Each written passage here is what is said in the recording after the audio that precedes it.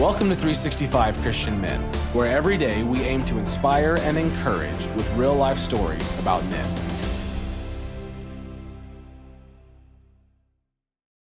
September 13th, Billy Graham. When Billy Graham was a child growing up in Charlotte, North Carolina, his parents took him to church. But when he became a teenager, he was ready to put away childish things like church and preaching. Here's his story. If you are suffering from a heart of stone, God is the cure. Before it was the birthplace of NASCAR racing, before it was the home of the NFL Carolina Panthers, before it was the home for the NBA Charlotte Hornets, Charlotte, North Carolina was called the most church-going city in the country. And that was before Dr. Mordecai Ham showed up. On the edge of Charlotte, the Christian Men's Club built a wooden building on a steel frame. It may have looked like a ramshackle structure with a sawdust floor, but it could seat 5,000 people. And those devout men of the Christian Men's Club intended to fill it. They called a self-educated evangelist, Dr. Mordecai Ham, to preach to anyone who would listen. They prayed for revival.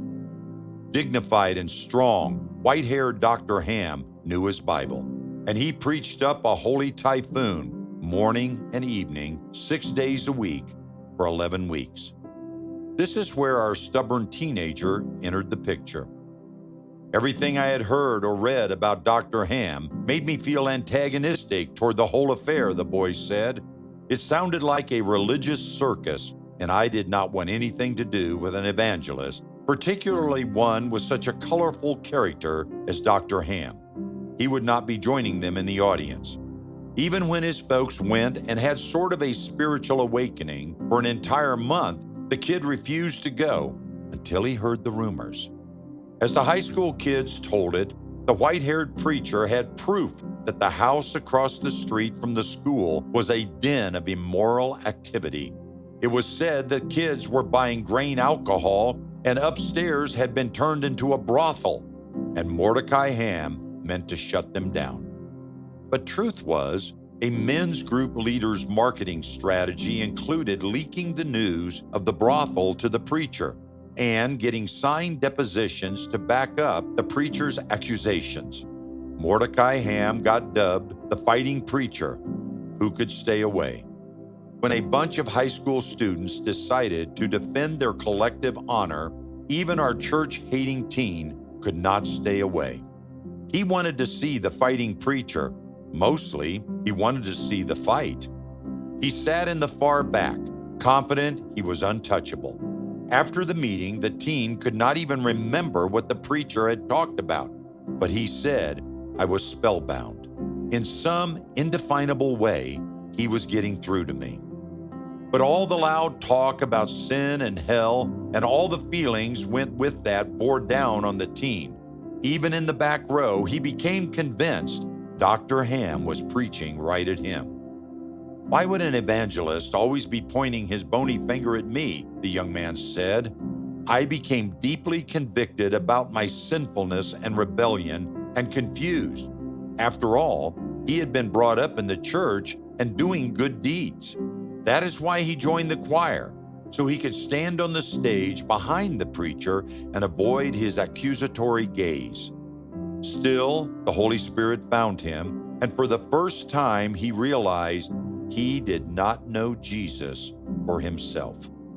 Hand-me-down religion was no longer enough. So when the preacher invited sinners to come to the front and find relief, the boy walked down the aisle. He did not feel anything and almost went back to his seat, but a tailor he knew came up to him and told him the gospel. The young man said, "For the first time in my life, I got down on my knees without being told to do so. I really wanted to talk to God. Lord, I don't know what happened to me tonight. I prayed, you know, and I thank you for the privilege I have had tonight." About the next night, the teen said, "All my father's mules and horses could not have kept me from getting to that meeting." He showed up every night for weeks. And when the revival was over and Charlotte flowed back to the normal, it was not too long before the young man realized God had called him to preach, and he did. Maybe you've heard of him. His name was Billy Graham. Billy Graham went on to preach about God's love to nearly 215 million people around the world. He met with every sitting U.S. president from Harry Truman to Barack Obama. In 2000, he received the Ronald Reagan Presidential Foundation Freedom Award for his enduring contributions to the cause of freedom.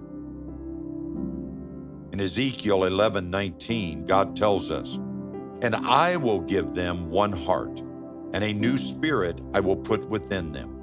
I will remove the heart of stone from their flesh and give them a heart of flesh." Search your heart. Do you know Jesus for yourself? Is there something keeping you from turning your life over to God? If you are suffering from a heart of stone, God is the cure.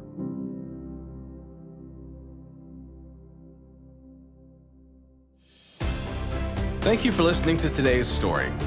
Every day of the year, our hope is to inspire you with real-life stories of faithful men who have gone before us. Hebrews 12:1 says, "Therefore, since we are surrounded by so great a cloud of witnesses, let us lay aside every weight and the sin that so easily ensnares us. Let us run with endurance the race that is set before us, looking to Jesus, the author and finisher of our faith." Join us tomorrow for another story at 365christianmen.com.